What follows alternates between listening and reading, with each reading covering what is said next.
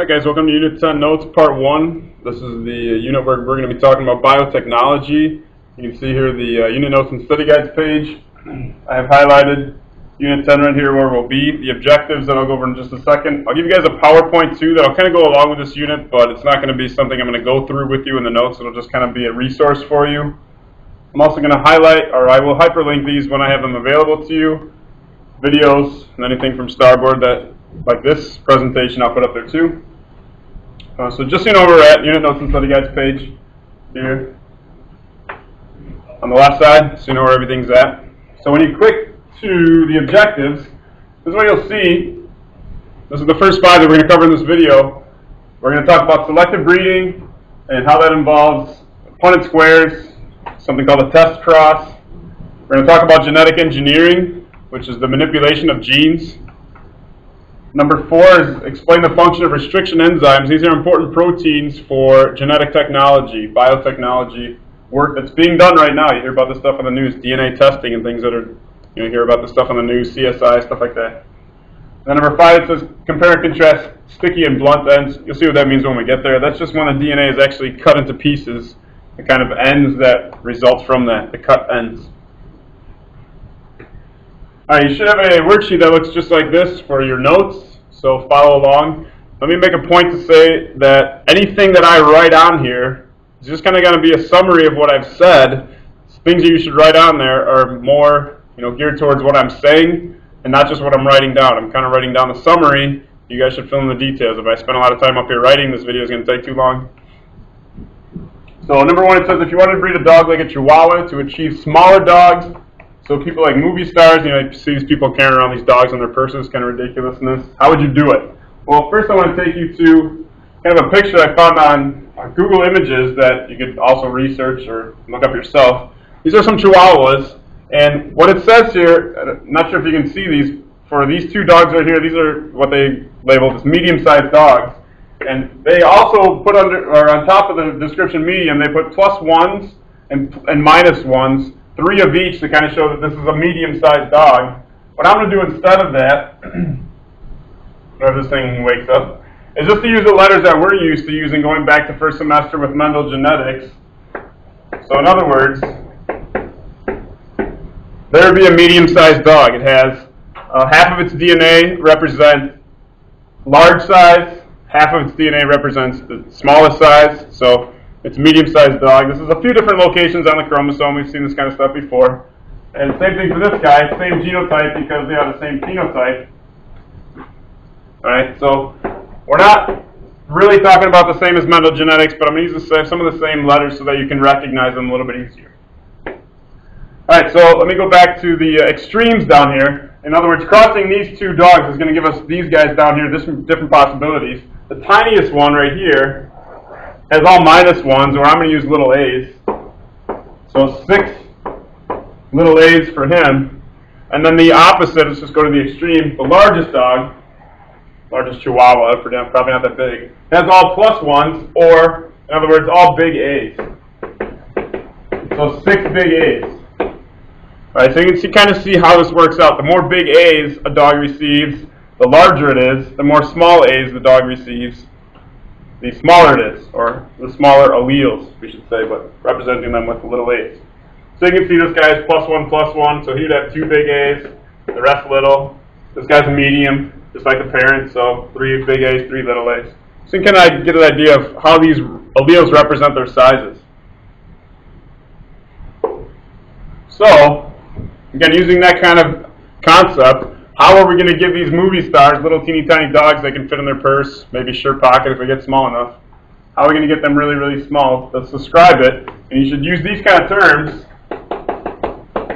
Selective breeding.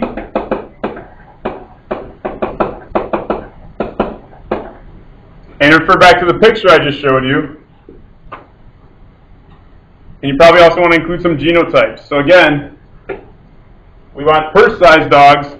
How are we going to breed them? How are we going to get them to eventually be the smallest possible dogs we can possibly get so that these people can spend lots of money on the dogs that we created for them? Right? So there's the basics, selective breeding. Tell me a little bit more, and that'll be good enough for number 1. Let's go on to a different example. Here we are going to use capital lowercase, just like Mendel. All right, we have two dogs, different sized dogs, and I'm just making this up. Let's say this is a dwarf size, a German Shepherd. Perhaps it exists. I don't know if it does. All right, but just to get the idea of what test cross means. So we have this dog here. We know that large, okay, is dominant. However, we don't know which one it is. If it's capital A, lowercase a, heterozygous, or if it's homozygous dominant, both capital A's. We do know that the dwarf dog is homozygous recessive, and that's all we know. So if we had a dog, let's take this dog right here, we have this dog that we did not know its genotype. How would we determine that just based on phenotype? All right, and that involves crossing these two animals. Do some Punnett squares. Okay, take one of each of these, cross them. Describe how you would perform a test cross. In other words, you're going to take the organism you don't know its genotype, all you know is phenotype by looking at it, with an organism that you do know the genotype. How would you do a test cross to decide whether or not this organism right here is heterozygous or homozygous dominant? So again, use some vocab. And you're going to have to show some Punnett squares, show me some proof, or how did you figure it out? All right, moving on to number 3, you're going to watch a video about these super cows. You can look on YouTube, or just click on the this video right here. Says super cows under our unit 10. All right. When you get there, you're going to see this video. Kind of hard to see probably right now, but there's this guy right here who's walking down this hallway of kind of like these bluish tinted windows. All right. And it's going to flash through some pictures of these cows that are literally enormous. They look like they're on steroids. They're going to talk to the people, go over some of the genetics, how they did this, and the basis is selective breeding. They chose the cows that were the biggest to breed with each other. So they end up with these massive Arnold Schwarzenegger type super cows. Alright, so watch that video. It's only like 4 or 5 minutes long. And tell me in that video how those scientists use selective breeding to accomplish this task of creating cows that literally look like they're on steroids. Only by selective breeding, choosing which organisms mate with which organisms. So pause the video, watch that YouTube video about super cows, and come back. Alright, number 4 here is asking about restriction enzymes. And what restriction enzymes are special proteins that cut DNA. However, we've already seen DNA cut before. In other words, when we talked about replication, and also when we talked about transcription, we've seen DNA get cut open before. Okay, in these areas that I'm going to highlight here. Alright, this section of DNA has been cut open. This section of DNA has been open just a little bit, just kind of teased open in transcription. Alright, in both cases, it's breaking hydrogen bonds, splitting the DNA in half lengthwise.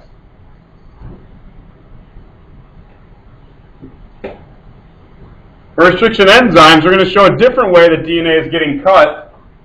So here's our piece of DNA. We're just going to focus only on this section here, which reads GAATTC. You can't see it from there. The rest of this blue is just DNA. Okay, it's only focusing on the parts that we're concerned with.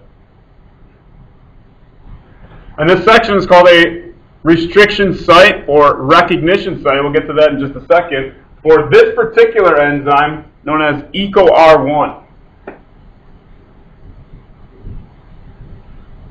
So here's our restriction enzyme. It's labeled in the animation restriction endonuclease. Same thing, endonuclease, enzyme, ACE. It's a restriction enzyme. Notice how it does its job. Cuts the DNA along the sugar phosphate backbone. Right here and right here. Between G and A of GAATTC. On both sides, obviously the other side's complementary. GAATTC going right to left. Both times between the G and that first A. There's a zoomed in picture so you can get a better look at what that looks like. So again, we're talking about the phosphate sugar backbone, not between bases this way like we saw in replication and transcription. These are hydrogen bonds. Okay? Restriction enzyme is breaking between sugar and phosphate. here along the backbone. And these hydrogen bonds just fall apart because they're easy to break. Really, the cutting is here on the backbone, those two spots. All right? And then to simply glue these back together, we would take DNA ligase. Ligase from replication does the same job here. It glues together the phosphate sugar backbone. Voila! We have a piece of DNA that we started with. However, in genetic engineering, typically it involves DNA from two different organisms or two different sources, as it describes here in this animation. So let's pretend this purple here on the left is like DNA from a human, and the blue here on the right is DNA from, say, a bacteria. And we'll talk about this in a little more detail later on in this unit. But basically, as long as you use the same restriction enzyme to cut these guys open, it's going to leave behind the same exact bases that could then match up with one another. And even though purple is from human and blue is from bacteria, this DNA is going to go together because it's all made of the same stuff, and the base pairs line up correctly as they should. Ligase will come in, seal the deal, and then it's all done. So again, we'll talk about more of those details a little bit later on. So restriction enzyme, you should just know that it's a specialized protein that cuts DNA along the phosphate sugar backbone. And you're always going to see this zigzag cut, and we'll talk about that on the next page.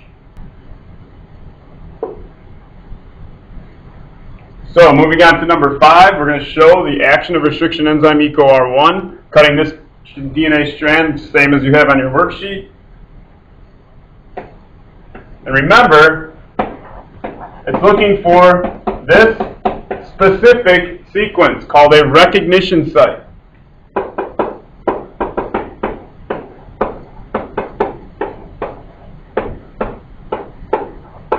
In other words, it's a place that tells this enzyme, hey, cut here. This is where you're supposed to do your job.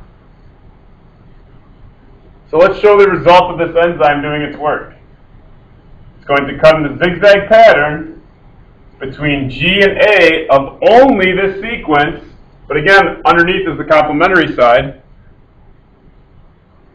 Let's look again for GAATTC, not quite there, but close. GAATTC, between the G and the A every time, right here. Is where that specific enzyme makes its cut. All these enzymes cut in different places. They each have their own recognition site, pretty important to remember. All right, so this particular enzyme, EcoR1, is going to cut here and here. So basically, that allows us to take a gene out of sequence and the DNA and manipulate an organism's DNA accordingly. We could put in a gene from something else, cut with the same restriction enzyme, different organism, or take this gene, say from DNA from human, and insert it into bacteria or some other organism. We'll talk about those details also a little bit later on. Something you should notice, these awkward cuts, what they're called are sticky ends. And simply what that can be referred to, these pieces, notice, they have these awkward shapes, are simply creating more surface area for bonding to take place. Right? If you're to glue two pieces of wood together like this, there's not as much surface area there as if we made all different kinds of cuts in that wood and put these two surfaces together by glue. These two surfaces have much more surface area to bind two different pieces of wood together. So another way to think about it for sticky ends, think of them as gluing two pieces of wood together. The more cuts you have in there, the more surface area there is for the glue to stick together. Last, we're going to talk about genetic engineering. Pretty simple definition. It is the manipulation of genomes or genes, okay? Artificially altering genomes or artificially manipulating genes. And the last thing I want you to do is go back to that video of the cows and focus on this section here. 2 minutes and 50 seconds, actually right around 3 minutes, and they're going to talk about they're going to talk about how those cows' genes have been affected. I want you to tell me how you would use genetic engineering instead of selective breeding to come up with the same result that they did. Super cows.